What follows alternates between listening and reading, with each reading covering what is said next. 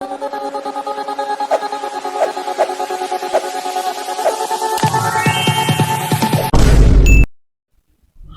Hello viewers, welcome back to our channel. So நான் உங்கள் PK வந்தாச்சு. நம்ம இன்னைக்கு இந்த வீடியோவில் எந்த விஷயத்தை பற்றி பேச போகிறோம், யாரை பற்றி பேச போகிறோம் அப்படின்னு சொல்லி கேட்டோம் அப்படின்னா, டொனால்ட் ட்ரம்ப் இருக்கார் இல்லையா. ஸோ 2வது டைமாக அமெரிக்காவுடைய அதிபராக தேர்ந்தெடுக்கப்பட்டதுக்கு அப்புறமா சர்வதேச அரசியலில் ஒவ்வொரு நாளும் பரபரப்புக்கு பஞ்சமே இல்லாமல் போய்கிட்டு இருக்கு அப்படின்னு தான் சொல்லணும். ஒரு பக்கத்தில் வந்துட்டு பார்த்தோம் அப்படின்னா வெனிசுலா இருக்கு இல்லையா.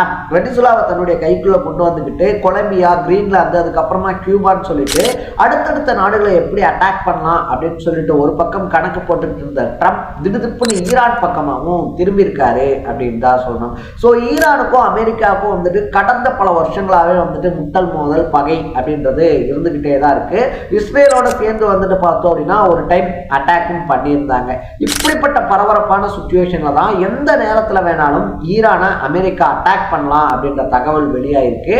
இதுக்கு வந்துட்டு ஈரானுடைய நட்பு நாடா இருக்கக்கூடிய ரஷ்யா இருக்கு இல்லையா, அமெரிக்கா வந்துட்டு ஈரானை அட்டாக் பண்ணக்கூடாது, இன்கேஸ் வந்துட்டு அதையும் தாண்டி அட்டாக் பண்ணாங்க அப்படின்னா அதுக்கான பின்விளைவுகள் பலமாக இருக்கும் அப்படின்ற எச்சரிக்கையை கொடுத்துருக்கிறதுனால இது எங்கே போய் முடிய போகுதுன்னு தெரியலையே அப்படின்னு சொல்லிட்டு பல உலக நாடுகளும் பரபரக்க ஆரம்பிச்சிருக்காங்க அப்படின்னு தான் சொல்லணும். ஸோ எதனால் ஈரானை அட்டாக் பண்ண போகிறாரு ட்ரம்ப் வந்துட்டு ஈரானை அட்டாக் பண்ணால் கடுமையான விளைவுகளை சந்திக்க வேண்டியிருக்குன்னு ரஷ்யா ஏன் சொல்கிறாங்க. இதை தாண்டி ஈரானை ட்ரம்ப் அட்டாக் பண்ணால் இந்தியா இருக்கு இல்லையா, இந்தியாவுக்கும் பல பாதகங்கள் அப்படின்றது வர இருக்கு. ஸோ இந்தியா இதன் மூலியமா எப்படி பாதிப்படையும் அப்படின்ற மாதிரி பல விஷயங்களை தான் நம்ம பேச போறோம். அதுக்கு முன்னாடி நம்ம சேனலுக்கு நீங்க புதுசா வந்திருந்தீங்க அப்படின்னா மறக்காம சேனலை ஃபாலோ சப்ஸ்கிரைப் பண்ணிக்கோங்க. ஸோ ஃபர்ஸ்ட் ஆஃப் ஆல் வந்துட்டு பார்த்தோம் அப்படின்னா ஈரான் இருக்கு இல்லையா, ஈரான்ல இருக்கக்கூடிய அயதுல்லா அலி இருக்கார் இல்லையா, அயதுல்லா அலி கம்பெனின்னு சொல்லிட்டு அவருக்கும் ட்ரம்ப்புக்கும் வந்துட்டு 7ஆம் பொருத்தமாக தான் போய்கிட்டு இருக்கு. அதனுடைய தொடர்ச்சியாக தான் வந்துட்டு லாஸ்ட் இயரே பார்த்தோம் அப்படின்னா இஸ்ரேல், அமெரிக்கா இந்த 2 நாடுகளும் சேர்ந்து வந்துட்டு ஈரான் மேல தாக்குதல் அப்படின்றத நடத்தியிருந்தாங்க.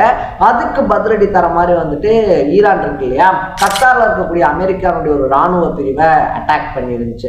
அதுக்கப்புறமா வந்துட்டு பெருசா 2 நாடுகளும் தாக்கிக்கல அப்படின்னாலும் இப்ப ஈரான்ல உள்நாட்டு மக்கள் ரொம்ப பெரிய ஒரு குழப்பமான ஒரு சூழ்நிலை அப்படின்றத ஏற்படுத்தியிருக்காங்க.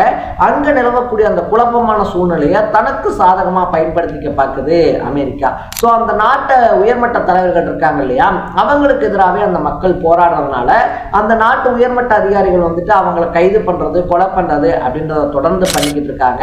அப்படி வந்துட்டு போராடக்கூடிய மக்களை நீங்க கைது பண்றதோ கொலை பண்றதோ பண்ணக்கூடாது, அதுக்கும் மீறி நீங்க பண்ணீங்க அப்படின்னா அமெரிக்கா இதை தலையிடும் அப்படின்னு சொல்லியிருந்தாரு ட்ரம்ப். அதையும் தாண்டி வந்துட்டு ஈரான் அது தொடர்ச்சியா நடக்கிறதுனால கிட்டத்தட்ட 2000க்கும் மேற்பட்டவங்க இறந்து போயிருக்காங்க அப்படின்னு சொல்லலாம்.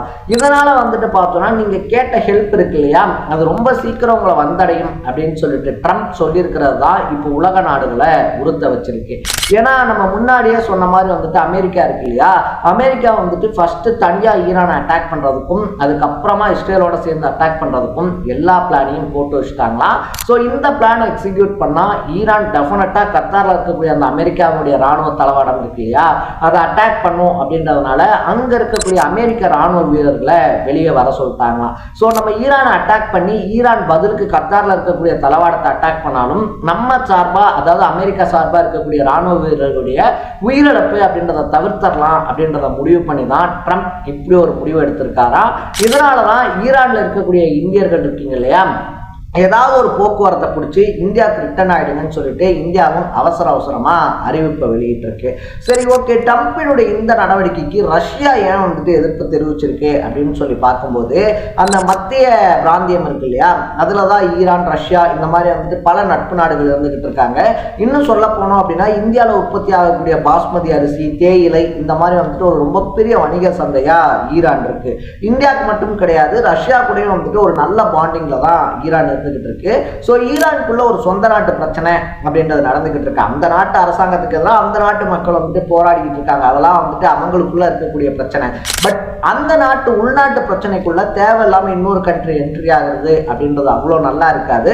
அதுவும் ராணுவ நடவடிக்கை எடுக்கிறேன் அப்படின்னு சொல்லிட்டு நீங்க உள்ள இறங்குறீங்க அப்படின்ற பட்சத்துல அதை பார்த்துட்டு ரஷ்யா சும்மா இருக்காது அப்படின்னும் வெளியுறவுத்துறை மூலியமா ஒரு கண்டன அறிக்கையை விட்டிருக்காரு புட்டின். ஸோ ட்ரம்ப்புக்கு கொஞ்சமும் சலைச்ச ஒரு புட்டின் இல்லை அப்படின்றது உலக அரசியல் பார்க்குறவங்க, உலக அரசியல் பற்றி பேசுகிறவங்களுக்கு நல்லாவே தெரியும் அப்படின்னே சொல்லலாம். ஸோ புட்டின் வந்துட்டு இப்படி கடினமான ஒரு கண்டனத்தை சொல்லியிருக்கிறதோட மட்டும் இல்லாமல் அமெரிக்கா பார்த்து நடந்துக்கணும், மீறி வந்துட்டு அவங்க தாக்குதல் நடத்தினா பின்விளைவுகள் கடுமையா இருக்கும் அப்படின்னு சொல்லியிருக்கிறதுனால ஒருவேளை ஈரான் அமெரிக்கா அட்டாக் பண்றாங்க அப்படின்ற பட்சத்துல ரஷ்யா இருக்கு இல்லையா, ரஷ்யா ஈரானுக்கு உதவுறதுக்கான வாய்ப்பும் அதிகமா இருக்கு அப்படின்னு சொல்லப்படுது. ஸோ லாஸ்ட் டைமே ஈரானை வந்துட்டு அமெரிக்கா அட்டாக் பண்ணப்ப ஏன் ரஷ்யா உள்ள வரல அப்படின்னு சொல்லி கேட்டோம்னா, அவங்க ஆல்ரெடி அங்க உக்ரைன் இருக்கு இல்லையா, உக்ரைனோட வந்துட்டு கடுமையான மோதல் அப்படின்றது பண்ணிக்கிட்டு இருந்தாங்க. இன்னுமே வந்துட்டு உக்ரைன் வீசஸ் ரஷ்யா அப்படின்ற போர் தொடர்ந்து நடந்துகிட்டே தான் இருக்கு. ஸோ அதனாலதான் வந்துட்டு ரஷ்யா மற்ற விஷயங்கள்ல வந்துட்டு பெருசா ஆக்டிவா செயல்படலை அப்படின்னு சொல்றாங்க. ஸோ இதுக்கு முன்னாடி வந்துட்டு ரஷ்யாவுடைய போர்க்கப்பல்களை அமெரிக்கா சிறைபிடிச்சப்பையும் கூட வந்துட்டு ரஷ்யா பெரிய அளவுக்கு தாக்குதலோ இல்லை பெரிய அளவுக்கு வாய் பேசாததுக்கோ காரணம் அங்க உக்ரைனோட போர் அப்படின்றது போய்கிட்டு இருக்கு. இப்ப கான்சென்ட்ரேஷனை வேற பக்கமா திருப்பணும் அப்படின்னா உக்ரைனோட ரஷ்யா தோக்க வேண்டிய சுச்சுவேஷனுக்கு தள்ளப்பட்டுன்றதுதான் முக்கியமான காரணம். ஸோ இதனாலதான் வந்துட்டு ஈரானை நீங்க அட்டாக் பண்ணக்கூடாது அப்படின்ற கண்டனத்தை தெரிவிச்சிருக்காரு ரஷ்யா. ஸோ இதுவே பழைய ரஷ்யா வந்துட்டு உக்ரைனோட போர்ல இல்லாம இருந்திருந்தா டெஃபினட்டா ஈரானுக்காக ராணுவ உதவிகள் அப்படின்றத பண்ணிருக்கணும் எக்ஸ்பெக்ட் பண்ணப்படுது.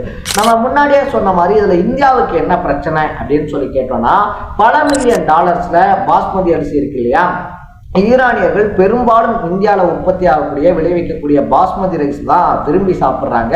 ஸோ அதனால வந்துட்டு பார்த்தோம்னா வருஷத்துக்கு பல மில்லியன் டாலர்கள் அந்த உணவுப் பொருட்கள், அந்த பாஸ்மதி அரிசி, அதை தாண்டி வந்துட்டு பார்த்தோம்னா இந்த தேயிலை ப்ராடக்ட்ஸ் எல்லாமே பல மில்லியன் டாலர்ஸ்க்கு எக்ஸ்போர்ட் ஆகிக்கிட்டு இருக்கு.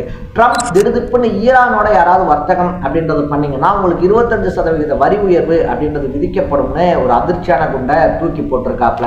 ஆல்ரெடி ட்ரம்ப் போட்ட 50% வரிக்கே வந்துட்டு இங்க இருக்கக்கூடிய உற்பத்தியாளர்கள் திண்டாடிக்கிட்டு இருக்கும்போது இப்ப இன்னொரு 25% வரி அப்படின்றது உற்பத்தியாளர்களை கடுமையான பாதிப்புக்கு உள்ளாக்கி இருக்கு. அதனால என்னதான் ஈரான் நட்பு நாடா இருந்தாலும் ஈரானோட இப்ப வர்த்தகத்தை மேற்கொள்ள முடியாத நிலைமைக்கு தள்ளப்பட்டிருக்கு இந்தியா.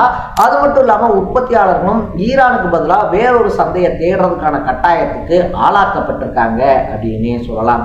இந்த மாதிரி ட்ரம்ப் ஒருத்தருடைய முடிவு ரஷ்யா இந்தியா மாதிரி பல நாடுகளை பாதிச்சுக்கிட்டு இருக்கிறதுனால ட்ரம்பினுடைய ஆட்டத்தை ரொம்ப நாளைக்கு ஆடவிடக்கூடாது அப்படின்னு உலக தலைவர்கள் ஒரு பிளான் போட்டுக்கிட்டு இருக்காங்களாம். ஸோ நீங்க ட்ரம்ப்பை பத்தியும் ட்ரம்பினுடைய நடவடிக்கையை பத்தியும் என்ன நினைக்கிறீங்க அப்படின்றத கமெண்ட்ல போட்டு மறக்காம சேனலை ஃபாலோ பண்ணி சப்ஸ்கிரைப் பண்ணிக்கோங்க. நாளைக்கு இதே மாதிரி ஒரு இன்ட்ரெஸ்டிங்கான வீடியோட சந்திக்கலாம். தட பை பை.